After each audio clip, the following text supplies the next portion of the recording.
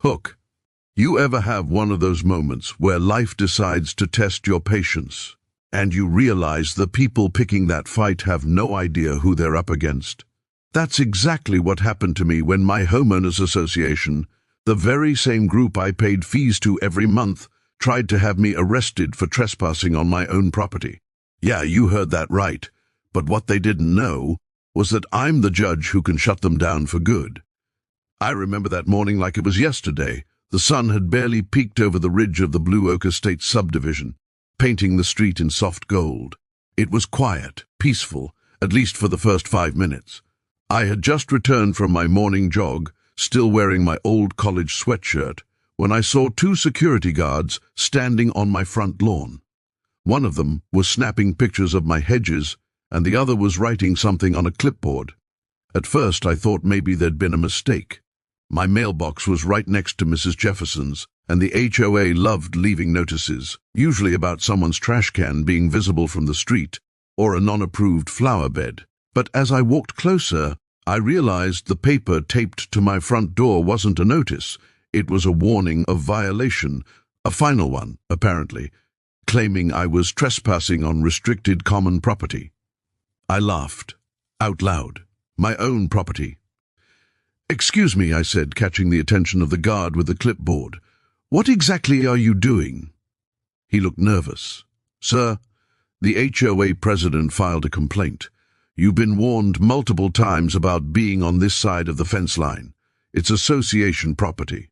"This side of the fence line?" I repeated, raising an eyebrow. "That's my backyard." Before he could respond, a sharp voice cut through the air.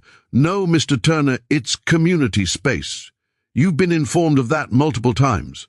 It was her, Carla Jenkins, president of the Blue Oak Estates HOA, always in high heels even on the lawn, clutching her tablet like it was a badge of power.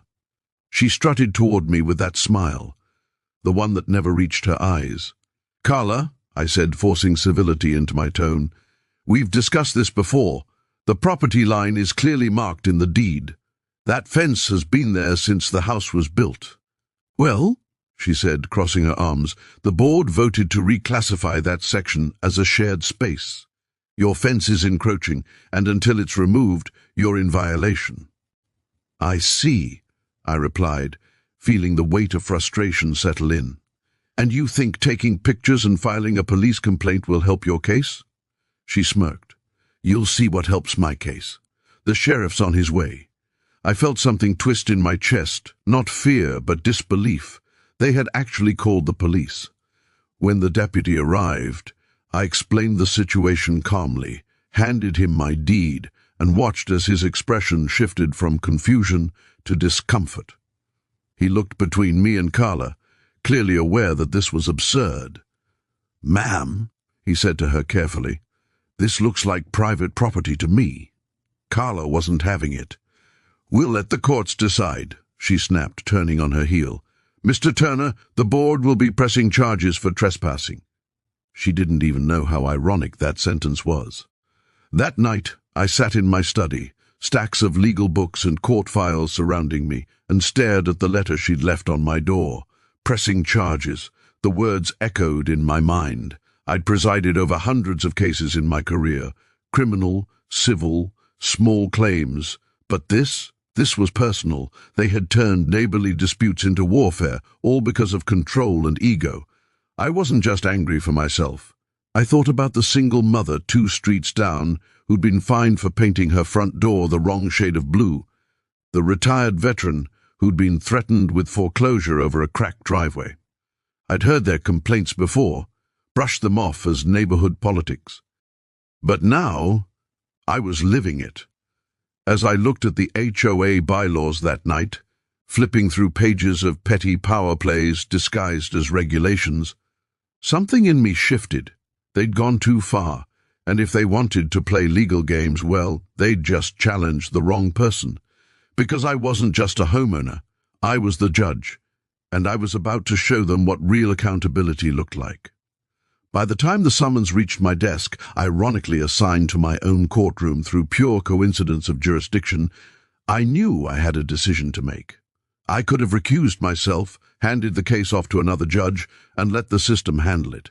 But something in me whispered, no.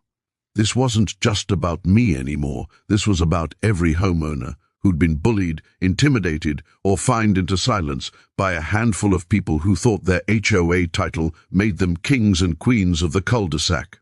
So, I made a formal declaration to the court that I would preside, ensuring complete transparency. The conflict of interest was acknowledged, but both sides consented. Carla Jenkins, with that same smugness painted on her face, believed she'd caught me. She thought my professional ethics would stop me from doing what needed to be done. She had no idea that what she called overreach would become the rope she tied around her own case. The courtroom was packed that morning. Word travels fast in small communities, especially when the HOA is involved. Neighbors filled the benches, some curious, some quietly rooting for me. Others sat nervously, clutching their own folders of past grievances, perhaps hoping this trial might open a door for justice in their own lives. When I entered, the room fell silent. Carla stood at the plaintiff's table, flanked by the HOA's attorney, a young, nervous-looking man who clearly had no idea what kind of mess he'd stepped into. I took my seat, adjusted my glasses, and began with my usual calm, even tone. Let's begin. The HOA's attorney started first, presenting the so-called evidence. Grainy photos of my fence, meeting minutes that hadn't been properly notarized, a hastily drawn map marking the disputed area as community property. When my turn came, I didn't even need my legal team to speak. I stood and held up the original property deed, recorded 15 years earlier. This, I said, is the original boundary survey. It has never been amended, nor has any formal petition to reclassify land been submitted through the county office. Therefore, the HOA's claim is invalid. Carla's face went red, but she tried to interject. The board has authority to... Authority, I interrupted gently, is not the same as ownership. Her jaw tightened. The next few minutes felt less like a legal proceeding and more like an unmasking.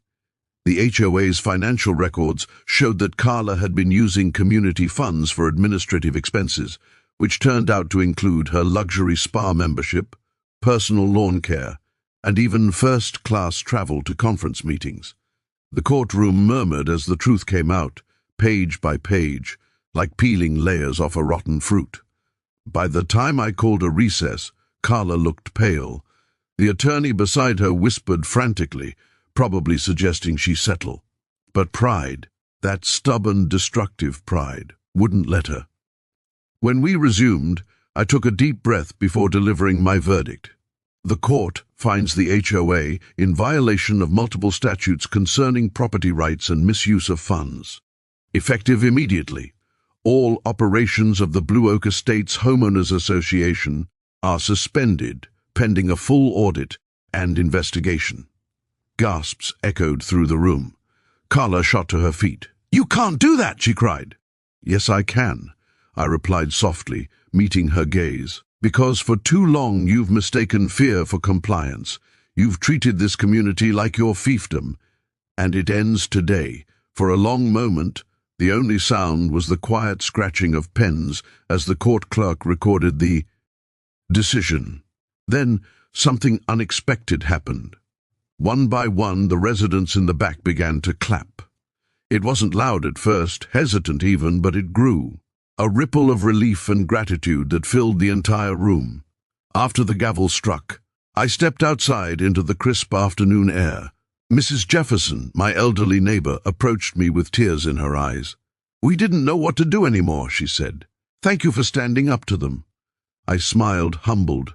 "You shouldn't have to fight to live in peace," I told her. "That's what a community is supposed to be about. Not control, but care."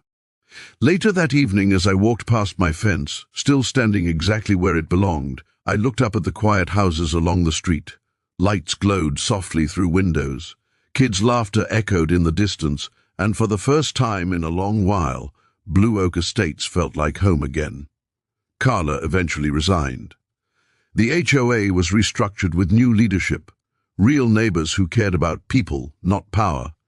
And though I never spoke about the case again in court, it became a quiet lesson whispered among communities nearby. Sometimes, standing up for yourself isn't about revenge. It's about restoring what's right. And sometimes, justice doesn't come from the outside. It begins right at your own front door.